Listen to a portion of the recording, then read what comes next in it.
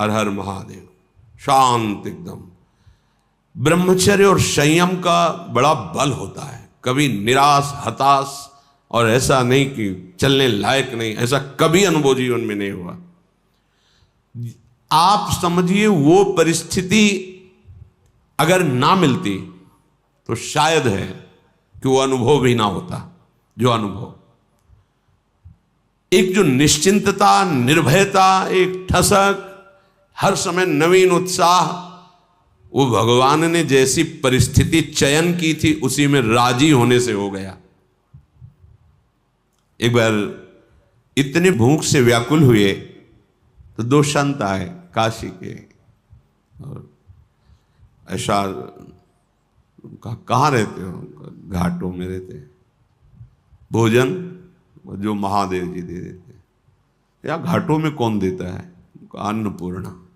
कभी सतुआ इतना जिससे भिखारियों को लोग बांटते हैं, 2-4 किलो सतुआ लिया, 50 बैठे हैं, ऐसे ऐसे डाल दी। तो कमंडल का ढक्कन होता था, ऐसे रखा, कोई 1 पीस बर्फी रख दी ऐसे, बोले आओ चलो आज तुम्हें भोजन पवाते हैं।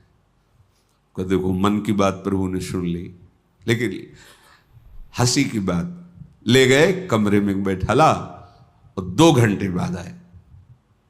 रात हो गई थी, शाम के बैठते थे जाके, और आए बोले हमारे यहाँ तो प्याज लहसुन बनता है, आप खाते हैं? नहीं, ये तो नहीं बन। अच्छा महादेव। हाँ निकले, खूब हंसे कि ए मन देखा तेरी चालबाजी नहीं चली। नियम लिया था कहीं नहीं जाएंगे, पर इतनी व्यवस्था हम अपनी तरफ से ले गए, और देखा तुम्हें उत्तर दिया महादेव, चल आज के बाद कोई बुलाए भी तो नहीं जाला है। जथा लाभ संतोष सदा का हो, ये बहुत बड़ी उपलब्धि का मार्ग है। चाहे गृहस्थ हो चाहे विरक्त हो, जैसी परिस्थिति प्रभु ने दी है, सच्ची मानिए तुम्हारे कल्याण के लिए वैसी परिस्थिति आवश्यक है। आप कह सकते हो बड़ा घर में प्रतिकूलता रहती, जरूरी है प्रतिकूलता। भगवत प्राप्ति के लिए जो तुम्हें प्रतिकूलता मिली जरूरी है, बड़े बड़े सिद्ध भक्तों को मिली है। आप तो अभी भक्ति के मार्ग में कदम रखना चाहते हैं, और जो भक्ति के सुभट हैं उनके साथ भारी से भारी प्रतिकूलता हुई। हम प्रतिकूलता का निरादर न करें, वो भगवत कृपा है जो मुझे दलदल से निकाल रही है। सबका स्वरूप सामने आ रहा है। रहीमन विपदा हो भली जो थोड़े दिन होए, हित अनहित या जगत में जान परे सब कोय। तो अद्याहारेपि यादृच्छिक उर्गुणवा नप्य हो समृतात्मा।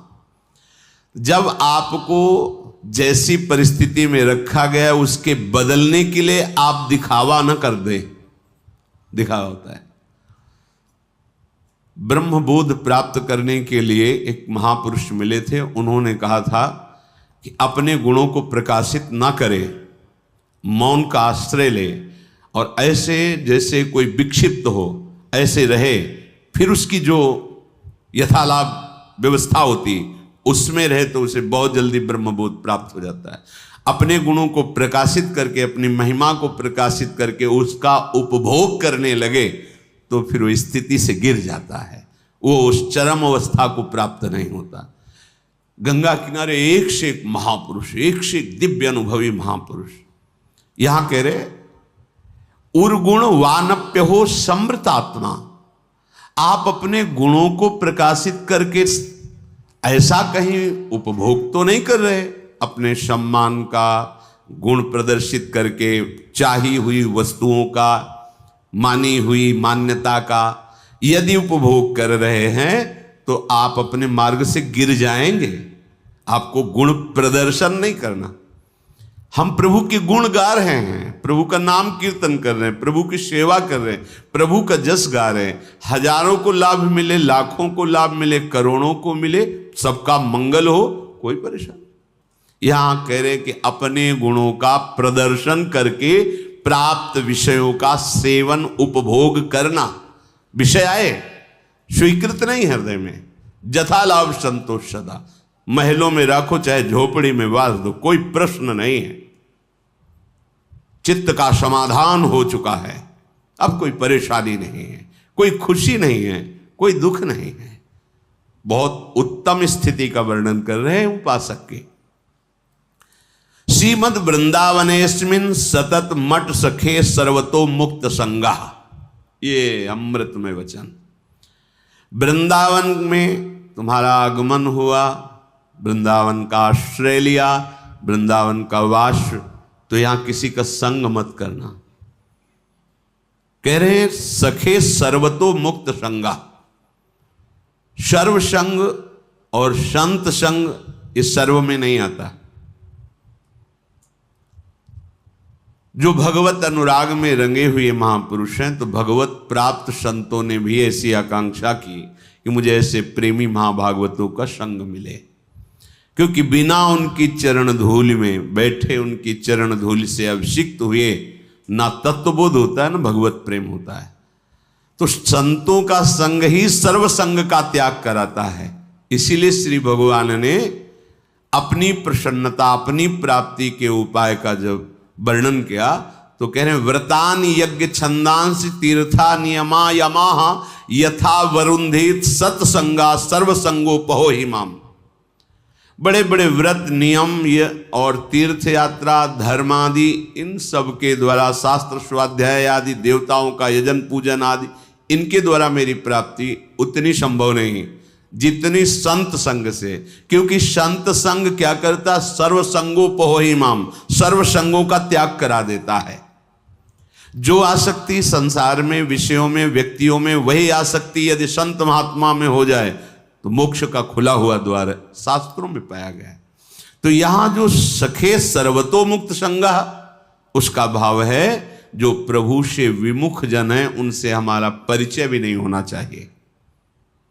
वृंदावन ऐसे रहे मनो चिन्हारो नहीं, हम नहीं पहचानते किसी को। नेत्र नीचे हैं, अपने मार्ग को देख रहे हैं और अपने प्रिया प्रीतम का स्मरण कर रहे हैं। जो मिलता है मेरे प्रभु इस रूप में आए हैं, ऐसे भाव से। कहीं कोई सांसारिक भाव, सांसारिक संबंध नहीं।